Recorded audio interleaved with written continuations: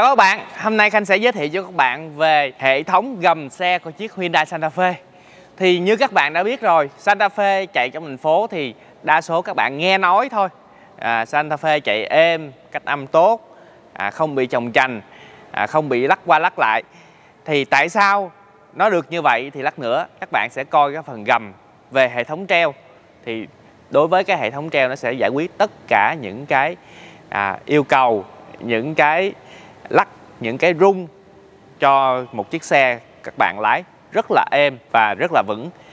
Chúng ta sẽ không bị cái tình trạng là ngồi bồng bềnh rồi bị xóc xe vân vân. Tất cả đều do cái phần gầm xe hết các bạn nha. Khanh xin phép giới thiệu sơ qua. Đây là cái chiếc Hyundai Santa Fe phiên bản máy dầu, máy xăng đều sử dụng chung một hệ thống gầm giống nhau. Và có 3 phiên bản: phiên bản cao cấp, phiên bản đặc biệt và Santa Fe một cầu. Thì tất cả sử dụng chung máy, chung hộp số, chung dàn chân. Các bạn nhớ nha, chung máy, chung hộp số, chung dàn chân. Có nghĩa là các bạn mua phiên bản cao cấp thì phiên bản một cầu vẫn có một cái dàn chân êm như cái phiên bản cao cấp, chứ không có nghĩa là các bạn đi nó bị mất đi những cái tính năng đó. Và nó chỉ khác nhau về phần trang bị trên chiếc xe thôi, nhiều hay ít. Bạn cảm thấy phù hợp với trang bị của phiên bản nào thì chúng ta sẽ chọn. Khanh xin phép đọc sơ qua về giá. Đây là cái chiếc Hyundai Santa Fe phiên bản máy dầu cao cấp, giá nó là 1 tỷ 245 triệu. Còn để các bạn lăn bánh khi mà chương trình giảm thuế trước bạ của chính phủ thì chỉ cần là 1 tỷ 310 triệu là các bạn đã lăn bánh được rồi. Còn để các bạn mua vay qua ngân hàng thì các bạn chuẩn bị trước giúp dùm Khanh là 337 triệu là tổng tiền để các bạn đem xe về. Đối với các bạn mua phiên bản giữa, giá xe nó là 1 tỷ 195 triệu. Còn các bạn lăn bánh đủ phí và thuế thì nó sẽ là 1 tỷ 258. Còn các bạn mua vay chuẩn bị trước giúp dùm Khanh tổng tiền để đem xe về là 324 triệu. Đối với những anh chị mua phiên bản máy dầu một cầu, giá xe nó là 1 tỷ 055 triệu. Các bạn mua vay qua ngân hàng, các bạn chuẩn bị trước giúp dùm Khanh là 287 triệu là tổng tiền để các bạn đem xe về. Còn các bạn mua tiền mặt thì các bạn chuẩn bị trước dùm Khanh là 1 tỷ 111 triệu là tổng tiền để các bạn mua tiền mặt. Còn về hồ sơ vay qua ngân hàng thì các bạn chuẩn bị dùm Khanh chứng minh nhân dân, hộ khẩu, kết hôn hoặc xác nhận độc thân. Đây là 3 giấy tờ bắt buộc phải có. Còn những anh chị có một nguồn thu tốt nhưng không có khả năng chứng minh thu nhập thì bên Khanh có chương trình hỗ trợ cho mình để đem xe về. Những anh chị đã vay rồi, muốn vay thêm để mua chiếc xe vẫn có thể hỗ trợ được. Bên Khanh còn có một chương trình ưu đãi nữa, đó là dành cho những khách hàng có mức lương chuyển khoản, lương bằng chuyển khoản nha, chứ không có áp dụng cho anh chị làm nghề tự do. Lương bằng chuyển khoản hoặc là anh chị có một cái doanh nghiệp riêng nhưng mua xe không đứng tên doanh nghiệp mà đứng tên cá nhân, hoặc những anh chị đứng tên doanh nghiệp nhưng với điều kiện doanh nghiệp mình thành lập trên 2 năm thì bên Khanh sẽ có một cái gói ưu đãi lãi suất độc quyền tại bên Khanh là 0,7% một tháng và giữ suốt thời gian từ 2 năm đến 5 năm tùy theo cái thời gian các bạn chọn. Đây là một cái lãi suất rất là ưu đãi. Nếu các bạn vay cái gói này mà các bạn đem đi gửi tiết kiệm ngân hàng lại thì Khanh nghĩ các bạn cũng còn lời luôn. Còn về thời gian bảo hành thì Hyundai Santa Fe trong năm 2020 này sẽ được nâng bảo hành từ 3 năm lên 5 năm hoặc 100.000 km. Tất cả đại lý trên toàn quốc. Mọi chi tiết về các chương trình ưu đãi, giảm giá, khuyến mãi nhờ các bạn chia sẻ qua bên Khanh với số điện thoại 0788 555 444. Bên Khanh sẽ chia sẻ và giải đáp từng trường hợp cụ thể cho các bạn nha. Bây giờ Khanh xin phép mời các bạn mình xem coi cái phần gầm của Santa Fe như thế nào. Xin mời ạ. Bên Khanh đã có chuẩn bị sẵn một chiếc xe. Về cái phần treo phía trước thì đối với những chiếc xe dưới 2 tỷ, khoảng tầm 2 tỷ, ngoại trừ VinFast thì cái phần treo của nó đa số là sử dụng hệ thống treo MacPherson. Thì hệ thống treo MacPherson nó gồm có một cái phuộc và những cái càng nối. Em sẽ tới. Rồi, để anh cho. Giới thiệu với các bạn, đây là cái phần treo trước. Đây là cái cây phuộc treo của MacPherson. Các bạn nhìn nha. Đây một cây phuộc để hấp thụ lực nè. Về cái phần càng phía dưới thì nó sẽ có những cái thanh trụ nè, càng chữ A nè, rồi cái tay routine nè, thước lái nè, đây thước lái, Rồi phần phía trước các bạn sẽ nhìn thấy là routine nè. Đây là routine nè. Đó. Càng chữ A nằm phía dưới nè. Do chiếc xe Khanh đang quay là chiếc xe dẫn động 2 cầu thì đây là cái trục dẫn động. Đây là trục dẫn động. Thì đối với hệ thống treo MacPherson thì nó thiết kế tương đối đơn giản. Nó sẽ liên kết với cái phần đĩa của các bạn. Các bạn lưu ý giúp dùm Khanh nha. Đối với hệ thống MacPherson thì khi mà các bạn xoay cái bánh xe, tức là cái đĩa này nó sẽ xoay qua xoay lại, thì cái phần trục của các bạn đây, cái phần phuộc nè, nó cũng xoay luôn các bạn nha. Rồi bây giờ chúng ta sẽ qua tiếp cái phần gầm phía sau. Cái việc ngồi êm hay không êm là do cái phần gầm phía sau đây các bạn.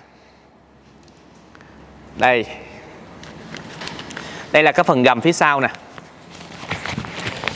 Xe của mình là dẫn động 2 cầu thì nó sẽ có thêm một cái đây, cái láp. Cái láp này nó sẽ truyền lực vào cái bánh xe sau. Xe sẽ có, đây là routine dằn nè. Đây là hệ thống nó gọi là treo độc lập đa điểm.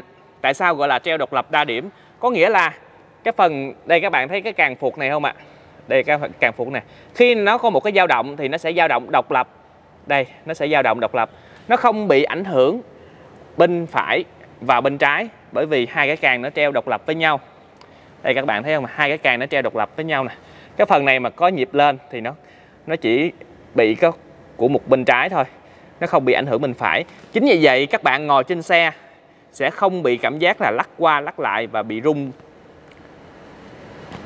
Ngoài ra nó còn có những cái routine. Đây nè, routine dằn.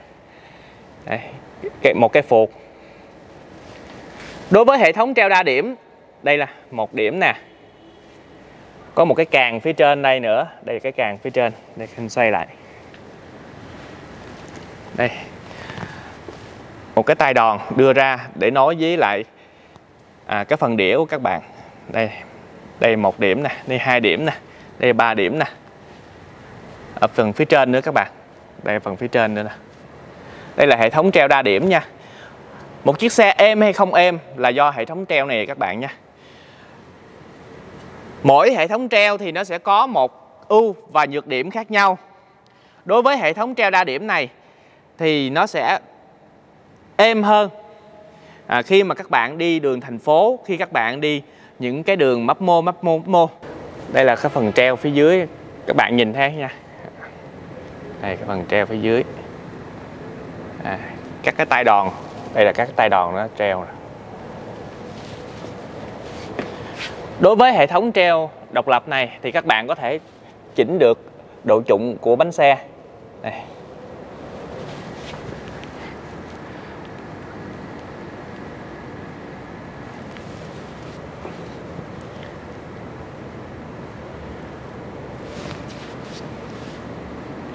Rồi sẵn đây thì Khanh cũng giới thiệu luôn là cái phần gầm của chiếc Hyundai Santa Fe. Đây là cái phần gầm đang được sơn phủ gầm. Thì cái việc mà sơn phủ gầm nó sẽ có tác dụng cho các bạn là chống rỉ sét của cái phần gầm xe. Ngoài ra cái phần phủ gầm này sẽ hạn chế những cái đá mi nhỏ bắn vào. Thì khi mà có những đá mi nhỏ bắn vào nè thì nó sẽ có những cái lớp xốp. Đây là cái lớp phủ gầm nè, những cái lớp xốp. Nó sẽ không bị nghe cọp. Đây, nó sẽ hạn chế phần ồn của gầm xe, giúp cho bảo vệ gầm xe này, hạn chế phần ồn của gầm xe. Ngoài ra thì cái hóa chất này nó sẽ chống bám nước, chống bám bụi. Thì các bạn xịt rửa thì nó sẽ dễ trôi hơn. Việc phủ gầm một chiếc xe là phải đội lên và phải phủ hết tất cả những chi tiết ở phần gầm xe, chứ không có phải là như các bạn nghĩ đơn giản là đội chiếc xe lên rồi phủ thẳng lên thôi. Thì khi mà phủ thẳng lên, cái phần gầm, đây là cái phần gầm mà đã được mở những cái tấm ốp ra rồi. Nếu mà phần gầm mà không được mở những tấm ốp thì nó còn, các bạn mà có phủ lên thì những cái phần sườn xe như vậy nè, nó sẽ không được phủ. Và như vậy là cái hiệu quả phủ gầm nó sẽ không được tốt.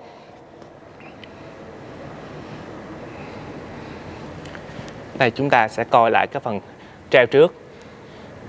Đây là phần treo trước nè. Đây là càng chữ A. Rồi cái trục lắp trước. Đây trục lắp trước. Rồi, đây là một cái đài routine. Đây là thước lái nha. Đây là thước lái nè, routine chống lật nè, thước lái nè, càng chữ A nè, trục láp.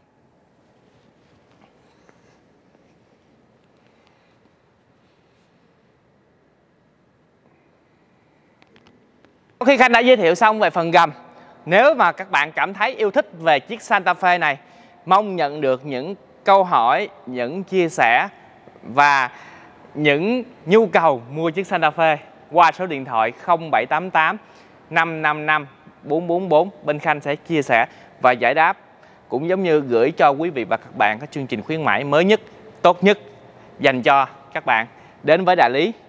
Những cái chương trình khuyến mãi Khanh ví dụ các bạn có thể tùy chọn thêm về những cái trang bị, giống như khi các bạn lắp cửa lại tự động nó lên kính, các bạn có thể đề nổ từ xa, từ trên xe, bạn có thể làm thêm phủ gầm giống như cái xe này, các bạn có thể là làm ceramic vân vân.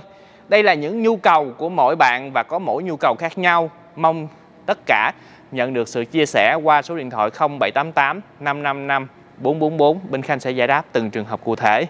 Cảm ơn các bạn đã yêu thích, đã xem. Nếu các bạn cảm thấy yêu thích, nhờ các bạn nhấn nút đăng ký, nhấn dấu chuông để nhận những video mới nhất. Xin cảm ơn và xin chào tạm biệt.